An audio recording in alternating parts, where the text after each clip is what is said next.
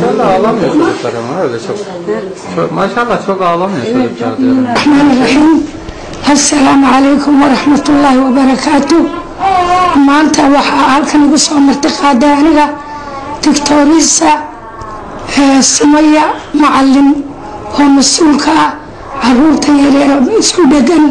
ee ilaahay siiyey Liibaan Axmed iyo Ayaan Maxamed oo iyaguna laba dhalinyaro ah ilaahay waxaan uga baryaynaa caruurtaas khayr inay ula dhashaan waxaa kaloo aan sheegaynaa halkan marwada madaxweynaha ilaahay hadaaye qofkii ugu horeysay soo caawisay inay noqotay dadka ka qayb qaatay waxaa kaloo ka mid ah duqa magaalada intiga yaryariiso iyo Faysal Karate marwada madaxweynahana ugu horeysay caruurtan in dibadda loo qaada la doonayaa dhammaan dadka kale Soomaaliyeedna inay saas oo kale uga qayb qaataan maan ka rajaynaynaa labada dhalinyarana ilaahay caruur khayr qabta uga dhigo oo ilid kasta ilaahay fadligooda ugu furo ayaan ugu ducaynaynaa.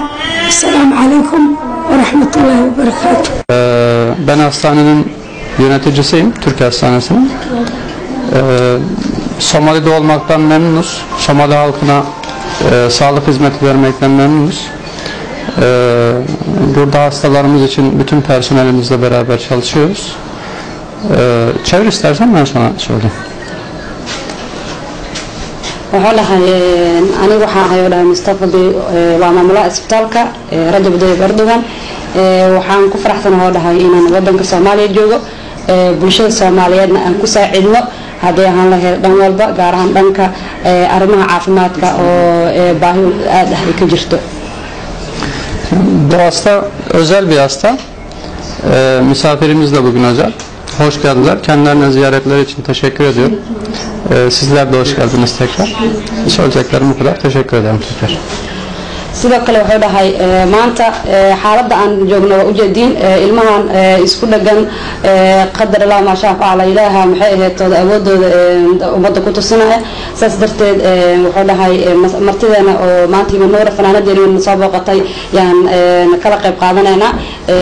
wacyigelinta ay sameynayso iyo soo jeedinta in family-kan la taageero sidaas waan ku faraxsanahay maanta soo booqashada Nuura ee soo booqatay waa ugu mahadcelinaa waan mahadsantihiin. ilaahay inagana waxbaa lagu tusayaa ilaahay lama yahay inuu midbagaar u dhasho laakiin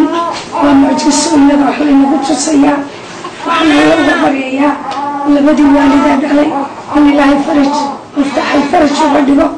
qaar ee fiican oo dambana uga dambeeyaan iyagana kulli intoo la kala jaro mid walba gaarkiisa Allah ka dhigo.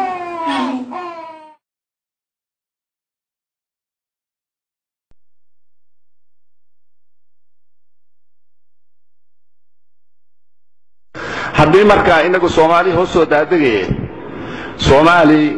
waa isdiristay ayaa inoo soo gurmaday bacda Allah subhanahu wa ta'ala idna nin abaal lagu ma jira oo caraba oo dhanaya ana soo gurmaday ana wax ka qabtay turkigani uu maqnaa way imin lahaayeen la uu maqnaa way maqnaayeen ma jirin waxa isticmaalmaaniya markaas waxaan iscunaynay 30 sano oo wax yar la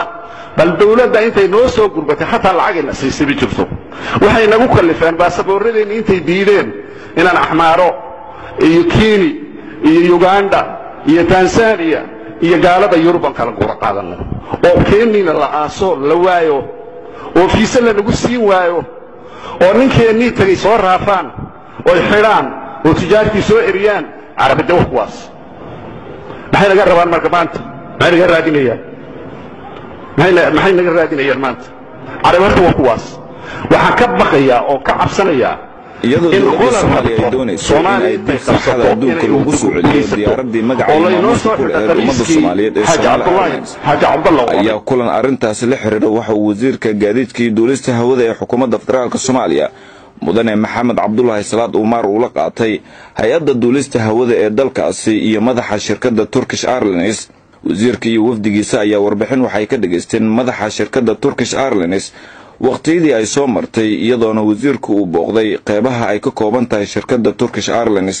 wasiirka gaadiidka iyo duulista hawada ee Soomaaliya mudane Maxamed Cabdullaahi Salaad Umar ayaa warbaahinta sharaxaad ka siiyay kulamadii maanta farkan aniga iyo wafdiga ila socda aan ku imaanay dalka Turkiga wuxuu ahaa laba qaybood ayuu qaybsanaa mid wuxuu ahaa Turkish Airlines ayaan u nimid 3 maalmood la joogayna haddii Ilaahay ka raali noqdo 3 maalmood waxaan ka baranaynay sida ay u dhisan tahay Turkish Airlines sida loo soo dhisay qaybaha kala duwan ee ka kooban tahay si innagana haddii Ilaahay ka raali noqdo aan u dhisno Somali Airlines oo muddo dheer raagta successful noqota oo waarta sida Turkish Airlines oo kale sida awgeed waxyaabihii khaladaadka ay soo mareen iyo dhibaatooyinka ay soo mareen ayaan ka baranaynay waxaan kaloo ka baranaynay sharciyadooda iyo qaybaha kala duwan ay leeyihiin waxyaabaha ka wada hadalnay ugu muhiimsanaa waxa ka mid ahaa sida structure-ka uu u dhisan yahay Turkish Airlines iyo academy-yada ay leeyihiin tababarada meelaha lagu bixiyo maanta waxaan ka soo dhamaanay flight academy-ga kaliya ayaa inoo haray aviation academy-ga ee hadda ka nimid na tusayeen koorsooyinka ay bixiyaan iyo duration-kooda iyo inta si ahmiyadda ay leedahay waxaan rajaynaynaa meelahaas inay noqon doonto meelaha dadka ka shaqeyn doona Somali Airlines loogu tababaro haddii Ilaahay ka raali noqdo CEO-ga shirkadda si wanaagsan inoo soo dhaweeyay saaka ayaan waqti dheer isla qaadanay inagoo ka wada hadalnay dhisitaanka Somali Airlines iyo gacanta ay ka geysan doonaan haddii Ilaahay ka raali noqdo waxaa jira ballamo ah capacity building trainings iyo waxyaabaha nooga baahannahay oo dhan inay naga